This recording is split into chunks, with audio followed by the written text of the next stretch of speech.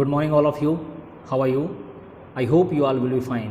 This is Avinash Manikpuri and welcome to my YouTube classes. And now, आज का जो हमारा डिस्कशन होगा बेटा वो होगा क्लास 9th बिहाइव, जो कि इंग्लिश की बुक है, NCERT पैटर्न पर बेस्ड है, जिसका चैप्टर 1 है द फन दे हैड। आज हम इसके बारे में डिस्कशन करेंगे। This chapter based on total imaginary, ठीक है, इमेजिन पर बेस्ड है। हम इसमें आने वाले समय के बारे में पढ़ेंगे कि इन फ्यूचर क्लासेस कैसे होंगी। तो इसलिए यहाँ लिखा है द फन दे हैड, कि उस फन के बारे में लिखा है जो हम पहले किया करते थे।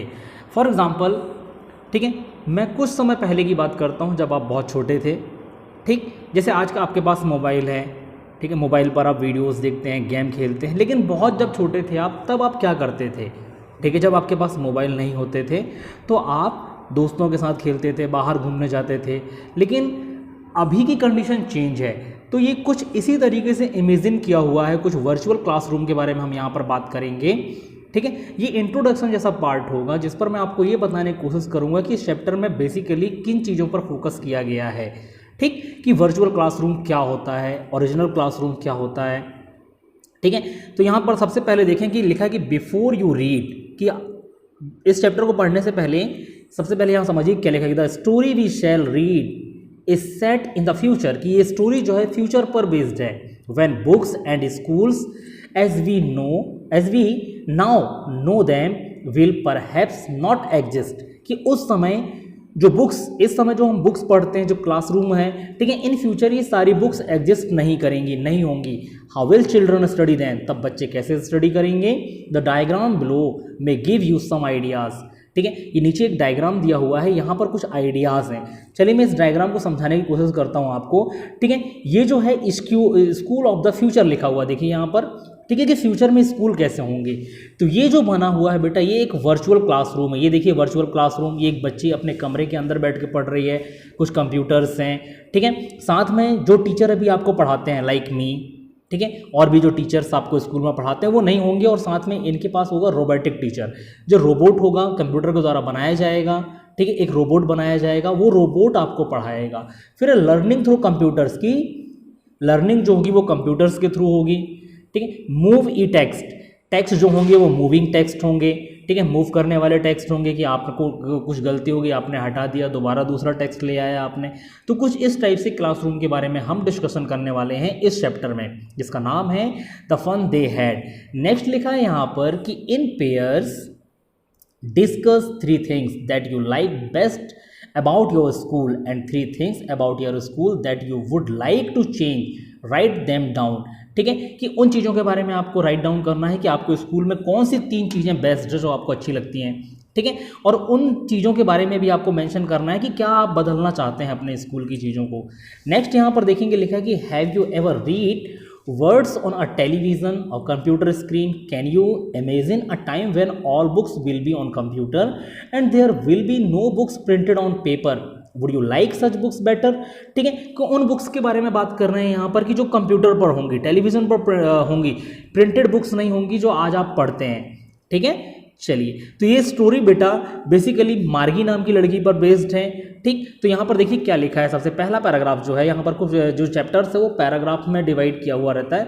मार्गी even wrote about it that night in her diary on the page headed 17th May 2157 she wrote today Tommy found a real book, ठीक है, कि मार्गी एक डायरी पर कुछ लिख रही होती है, ठीक है। ये कहानी है 17th May 2157, यानी आज से लगभग 150 ईयर लेटर की बात कर रहे हैं हम, आगे की बात कर रहे हैं, ठीक है, कि इतने सालों बाद क्या होने वाला है। तो लिखती है मार्गी कि टॉमी को एक रियल बुक मिली, ठीक है। अब उस समय तक रियल बुक्स नहीं होंगी, ये आपको ध्यान में रखना है।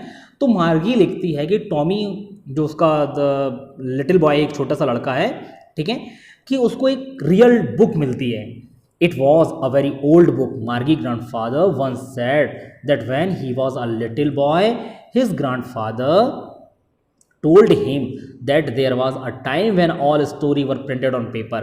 तो मार्गी के जो ग्रैंडफादर होते हैं, ठीक है, मार्गी के जो दादाजी होते हैं, वो उनसे क्या बोलते हैं कि मार्गी के दादाजी ने उनको ये बुक दी थी, और उनके दादाजी ने उनको बताया था कि ये उस टाइम की बात है बेटा कि जब बुक्स जो थी, ठीक है, वो प्रिंटेड हुआ करती थी, लिखी जाती थी बुक्स। जैसे आज जैसे हम मार्गी के टाइम की बात करें कि बुक्स जो कंप्यूटर पर होती हैं, वो उस टाइप से बुक्स नहीं थी, कुछ समय पहले की बात है ये, ठीक है। तो वो बताते हैं कि उस समय बुक्स प्रिंटेड हुआ करती थी। They turn the page which were yellow and crinkly and it was awful funny to read words that stood still instead of moving the way they were supposed to on a screen, and then when they turned back to the page before, it had the same word on it that it had when they read it the first time, ठीक है। तो मार्गी जब book को देखती है, pages को देखती है कि कुछ जो काफ़ी पुरानी बुक्स हैं, पेजेस जो है येलो एंड क्रिंकली हो गए। क्रिंकली का मतलब यहाँ पर लिखा है कि विथ मैनी फोल्ड और लाइंस, की क्रिंकल्स, जो रिंकल्स होते हैं उन्हीं को क्रिंकली कहा जाता है, कि पुरानी बुक्स होती हैं उसमें रिंकल्स बन जाते हैं, ठीक है। उसको फनी लगता है ये सब बुक देखती है, उसमें लिखा हुआ होता है, क्योंकि मार्गी ने इस टाइप से कभी चीज़ें देखी नहीं थी, तो उसको फनी लगता है कि एक ही चीज़ बार बार लिखी जा रही है, ठीक है। चलिए next, Gee, said Stormy, what a waste when you are through with the book. You just throw it away. I guess our television screen must have had a million books on it, and it's good for plenty more. I wouldn't throw it away. ठीक है, कि जब Tommy होता है वो क्या बोलता है, टॉमी, गी सेड टॉमी, टॉमी क्या बोलता है कि कितनी वेस्ट बुक है, आप इसको फेंक दीजिए, ठीक है। हमारे टेलीविजन स्क्रीन पर, कंप्यूटर स्क्रीन पर मिलियंस बुक हैं, ठीक है। लेकिन मार्गी क्या बोलती है, I wouldn't throw it away, कि उसको कुछ इंटरेस्टिंग लगता है, ठीक है, तो वो बुक को नहीं फेंकती। नेक्स्ट आप देखेंगे यहाँ पर लिखा है कि सम with mind said Margie, she was 11 and hadn't seen as many telebooks as Tommy had, he was 13। Tommy जो है वो 13 ईयर का है, मार्गी 11 ईयर की है, यहाँ पर लिखा है Margie 11 and Tommy 13। She said where did you find it, ठीक है। वो बोलती है कि तुमको कहाँ से मिली ये बुक, बोलता है in my house. He pointed without looking because he was busy reading in the attic what's it's about school, ठीक है। तो टॉमी बोलता है कि मुझे मेरे रूम पर मिली, ठीक है, बिना देखे हुए, क्योंकि वो कुछ पढ़ने पर बिजी रहता है। चलिए, एटिक का मतलब यहाँ पर लिखा है कि a space just below the roof used as a store room. Now Margie was scornful, school, what is there to write about school, I hate school. तो मार्गी से वो स्कूल के बारे में पूछता, तो मार्गी थोड़ा सा स्कॉर्नफुल होती है, आश्चर्यचकित होती है कि school, what is there to write about school, के स्कूल के बारे में क्या लिखा है।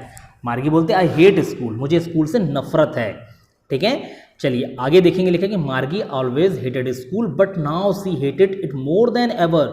The mechanical teacher had been giving her test after test in geography and she had been doing worse and worse until her mother had shaken her head sorrowfully and sent for the country inspector, ठीक है।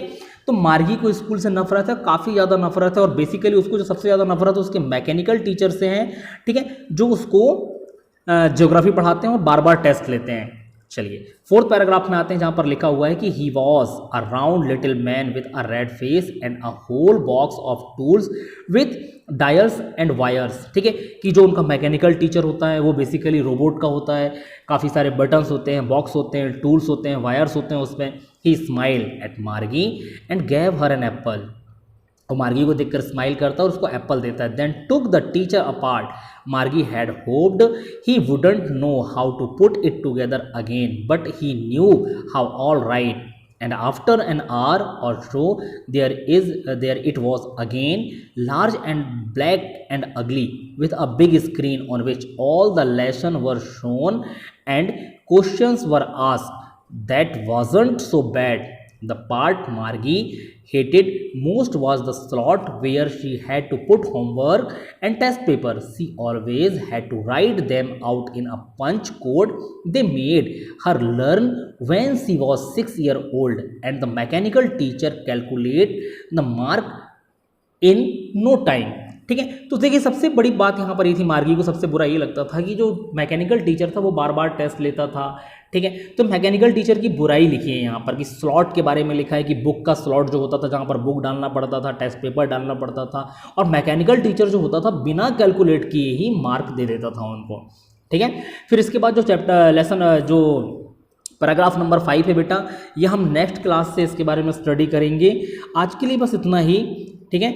और इसमें आगे हम देखेंगे कि total based होगा मेरे ख्याल से 9 और 10 पैराग्राफ पर है।